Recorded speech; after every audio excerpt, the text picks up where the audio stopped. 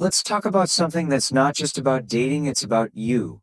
It's about how you show up in the world, how you carry yourself, and how you create a dynamic where someone can't help but be drawn to you. Because here's the truth.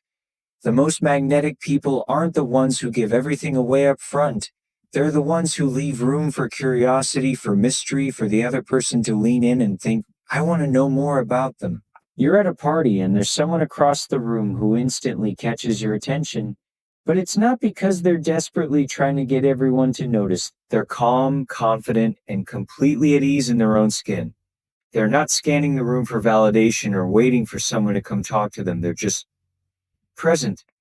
And somehow that's magnetic. You find yourself wondering, who is that? What's their story? That's the power of living a life that excites you. It's not about trying to impress anyone. It's about being so engrossed in your own world, so passionate about your own journey, that people can't help but be drawn to you. Think about it. When was the last time you met someone who was genuinely passionate about something? Maybe it was their career, a hobby, a cause they cared about, or even just the way they talked about their favorite book.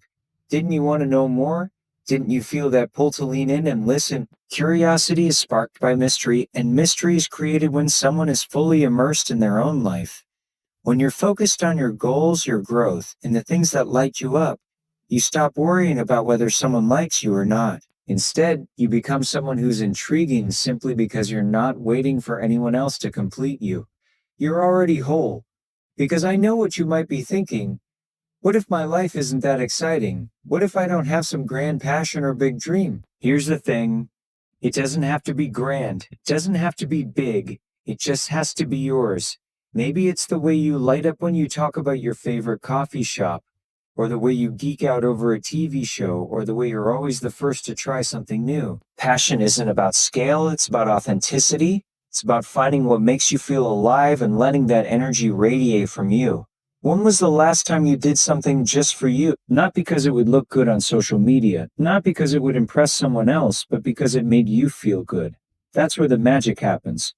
When you start prioritizing your own joy, your own growth, your own curiosity about life, something shifts. You stop waiting for someone else to make you interesting, and you realize you already are. When you're living a life that excites you, you stop chasing. You stop worrying about whether he's texting you back or if he's going to ask you out again, because you're too busy living.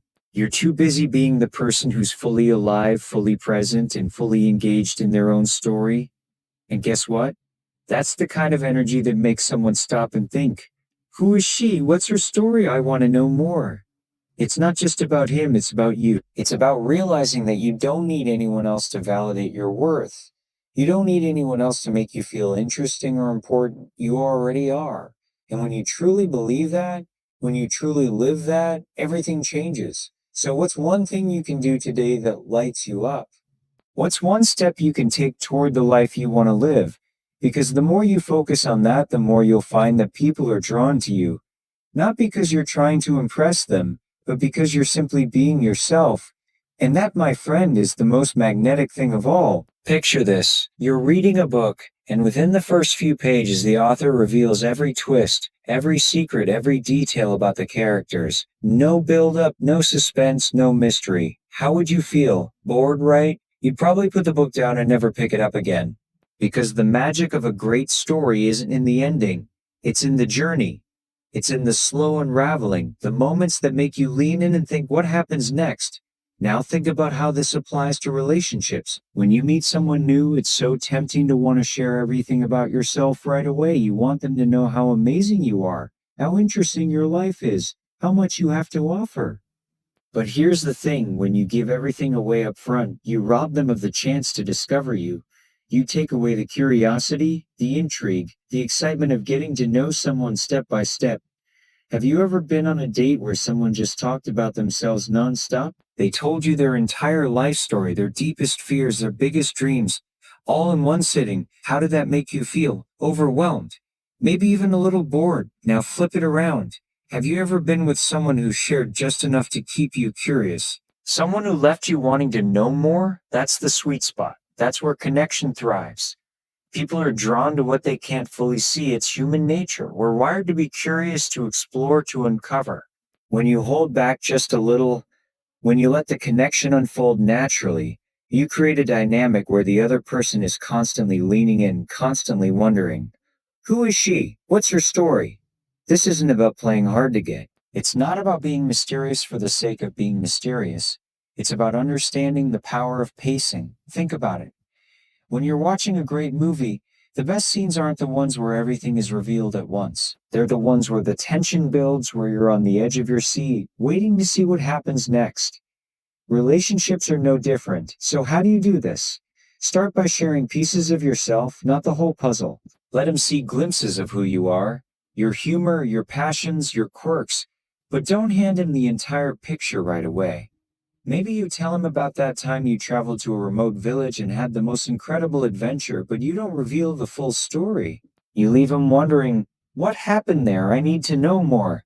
Or maybe you mention a hobby you're passionate about, but you don't go into every detail. You let him ask the questions. You let him be the one to lean in. When you do this, you're not just creating curiosity in him, you're also giving yourself the gift of time. Time to see if he's worth opening up to. Time to see if he's someone who's genuinely interested in getting to know you, not just someone who's looking for instant gratification. Because let's be honest, not everyone deserves the full story. Not everyone deserves to know every part of you. When you hold back just a little, when you let the connection build slowly, something incredible happens. You start to see who he really is.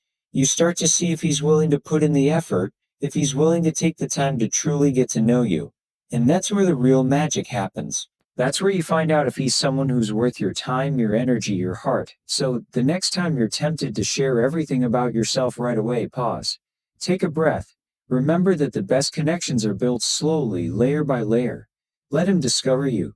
Let him wonder. Let him wonder. Let him lean in. Because when you do, you're not just leaving him curious. You're creating a connection that's deeper, stronger, and more meaningful than anything that could ever be built in a single conversation. Imagine you're standing at the edge of a dance floor, and there's someone across the room who keeps glancing your way. You feel that pull, that magnetic energy, but instead of walking over and introducing themselves, they start playing this elaborate game. They look away when you catch their eye. They talk to everyone but you. They act like they're not interested, even though it's obvious they are. How does that make you feel? Confused, frustrated, maybe even a little turned? Imagine if that person simply walked over, smiled, and said, "Hey, I noticed you from across the room and I had to come say hi. No games, no pretense, just genuine confident energy." How would that feel? Refreshing, right? That's the difference between playing games and being authentic. One leaves you feeling uncertain and uneasy, while the other leaves you feeling seen, valued, and respected. When we talk about leaving someone curious, about creating a dynamic where they want to know more, it's not about manipulation. It's not about withholding affection or playing hard to get. It's about understanding your worth and recognizing that you don't have to chase. You don't have to prove yourself, and you certainly don't have to play games to get someone's attention. Because I know what you might be thinking. But what if being myself isn't enough? What if I don't say the right thing or do the right thing and they lose interest? Here's the thing, if someone loses interest because you're being authentic, because you're not playing games, then they were never the right person for you in the first place. The right person will be drawn to your realness, your honesty, your confidence. They'll appreciate that you're not trying to manipulate them or play mind games. They'll respect you for it. When you stop playing games, when you stop trying to control the outcome, something incredible happens. You start to see who's really worth your time. You start to see who's genuinely interested in you, not just in the idea of you or the version of you they think they can manipulate. You start to see who's willing to meet you where you are, who's willing to show up authentically, just like you are. It's not always easy to let go of those old habits, those old fears that tell us we need to play games to get someone's attention.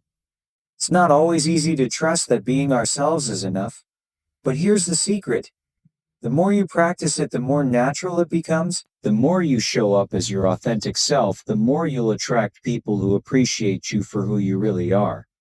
Have you ever been in a situation where you tried to be someone you're not, where you tried to play games to get someone's attention? How did that feel? Exhausting, right? And how did it end?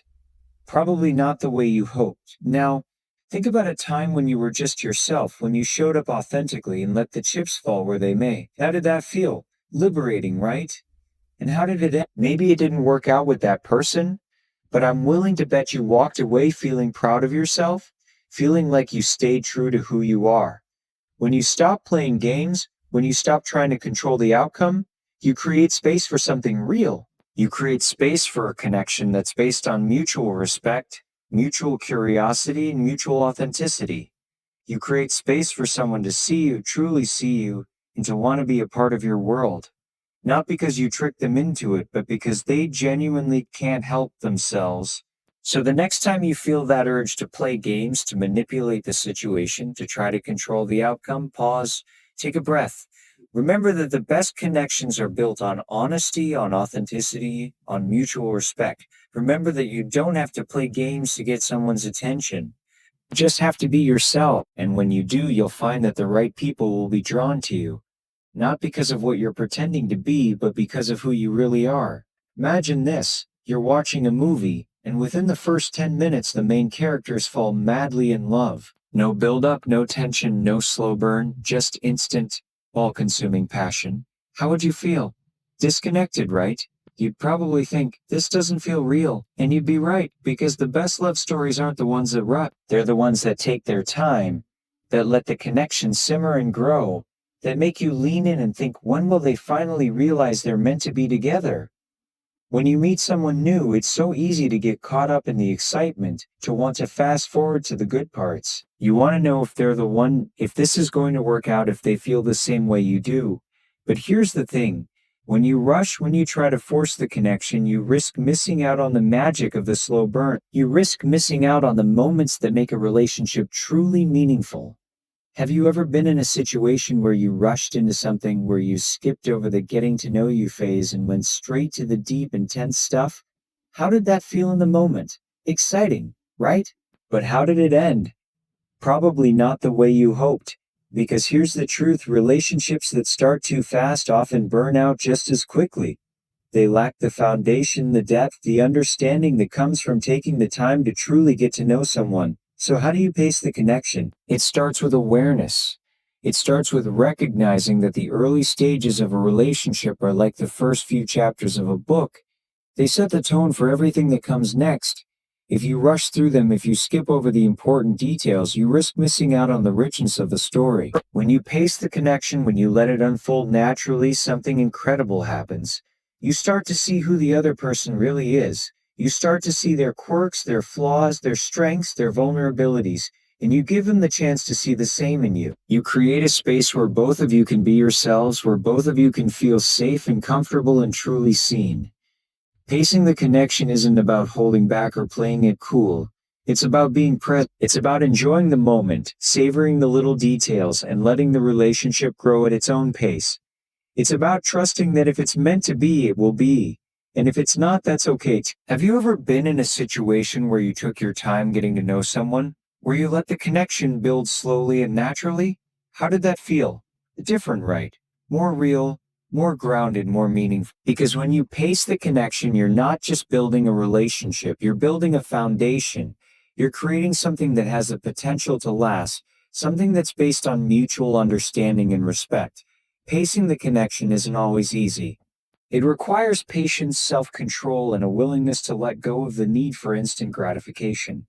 It requires you to trust the process, to trust that the best things in life are worth waiting for. When you pace the connection, you're not just giving the other person the chance to get to know you, you're giving yourself the chance to get to know them. You're giving yourself the chance to see if there's someone who's worth your time, your energy, your heart. You're giving yourself the chance to make sure that when you do take that next step, when you do open up and let them in, it's because you're sure, not because you're caught up in the moment.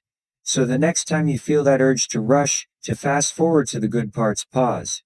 Take a breath. Remember that the best connections are built slowly, layer by layer. Remember that the journey is just as important as the destination. And when you do, you'll find that the connection you create is deeper, stronger, and more meaningful than anything that could ever be built in a rush. Imagine this, you're at a restaurant and the waiter brings you a menu. You order something, but when the food arrives, it's not what you asked for. Maybe it's undercooked or it's missing key ingredients. or it's just not what you expected. What do you do? Do you sit there and eat it anyway, pretending it's fine? Or do you speak up politely but firmly and ask for what you actually ordered? When someone crosses a boundary, whether it's showing up late, canceling plans last minute, or not treating you with the respect you deserve, what do you do? Do you let it slide, telling yourself it's not a big deal? Or do you speak up calmly but confidently and let them know that's not okay with you? Boundaries aren't about being rigid or controlling. They're about knowing your worth and having the courage to stand up for it. They're about saying, this is what I deserve and I won't settle for less. And when you do that, something incredible happens. You start to attract people who respect you, who value you, who see you as someone who knows their own worth. Because I know what you might be thinking. What if setting boundaries pushes people away? What if they think I'm too demanding or too difficult? Here's the truth. If someone is pushed away by your boundaries, they were never the right person for you in the first place. The right person will respect your boundaries. They'll appreciate that you know what you want and what you deserve. They'll see your boundaries not as a barrier, but as a reflection of your self-respect. When you set boundaries, you're not just protecting yourself. You're also giving the other person a chance to rise to the occasion. You're giving them the chance to show you that they respect you, that they value you, that they're willing to meet you where you are. And when they do, it creates a dynamic of mutual respect and understanding. Setting boundaries isn't always easy. It requires courage, self-awareness, and a willingness to stand up for yourself, even when it's uncomfortable. It requires you to trust that you're worth it, that you deserve to be treated with respect and kindness. Have you ever been in a situation where you didn't set a boundary, where you let someone treat you in a way that didn't feel right? How did that feel? Frustrating? Disempowering? Now, think about a time when you did set a boundary, when you stood up for yourself and said, this is not okay with me. How did that feel? Empowering, right? And how did the other person respond? Maybe they respected your boundary, or maybe they didn't. But either way, you walked away knowing you stood up for yourself. When you set boundaries, you're not just protecting yourself in the moment, you're also setting the tone for the future. You're showing the other person what you will and won't tolerate. You're showing them that you value yourself enough to demand respect. And when you do that, you create a dynamic where they either rise to the occasion or step aside. Setting boundaries isn't just about saying no. It's also about saying yes to yourself. It's about saying yes to your worth, yes to your happiness, yes to the kind of relationship you deserve. It's about recognizing that you don't have to settle for less than you deserve, and that the right person will respect and appreciate your boundaries. So the next time someone crosses a boundary, pause, take a breath. Remember that you don't have to let it slide. Remember that you have the right to speak up, to stand up for yourself, to demand the respect you deserve. And when you do, you'll find that the people who truly value you will respect your boundaries, and the ones who don't, well, they'll show themselves the door. Imagine you're at a party, and there's someone across the room who's impossible to ignore. They're not the loudest person in the room, not the most flashy, not the one desperately seeking attention, but there's something about them, something magnetic, something intriguing. You find yourself glancing their way, wondering who they are, what they're about. And then just like that, they're gone. They leave the party early and you're left thinking, who is that? I wish I'd gotten the chance to talk to them. When you're hard to get, you're playing a game. You're withholding, you're playing it cool. You're trying to manipulate the situation. And sure, it might work in the short term. It might make someone chase you, might make them want to win you. But here's the thing, games don't last. Eventually the thrill fades, the chase ends, and what's left? Often, not much, but when you're hard to forget, that's a different story. When you're hard to forget, you're not playing games, you're being yourself, your authentic, unapologetic, fully alive self, fully alive self. You're leaving an impression, not because you're trying to, but because you're simply being who you are. And that's unforgettable. Have you ever met someone who left a lasting impression on you? Maybe it was the way they made you laugh, the way they listened to you, the way they carried themselves with quiet confidence. Whatever it was, you couldn't stop thinking about them. You couldn't shake the feeling that there was something special about them. That's the power of being hard to forget. So, how do you become that person? It starts with authenticity. It starts with letting go of the need to impress, to prove yourself to be someone you're not. It starts with recognizing that you don't have to chase, you don't have to play games, you don't have to be hard to get. You just have to be yourself. When you're authentic, when you're fully alive, something incredible happens. You become magnetic. You become the kind of person who leaves an impression, not because you're trying to, but because you're simply being who you are. And when you do that, you create a dynamic where the other person can't help but be drawn to you. Have you ever been in a situation where you tried to be someone you're not? Where you try to play it cool or hard to get? How did that feel? Exhausting, right? And how did it end? Probably not the way you hoped. Now think about a time when you were just yourself, when you showed up authentically and let the chips fall where they may. How did that feel? Liberating, right? And how did it end?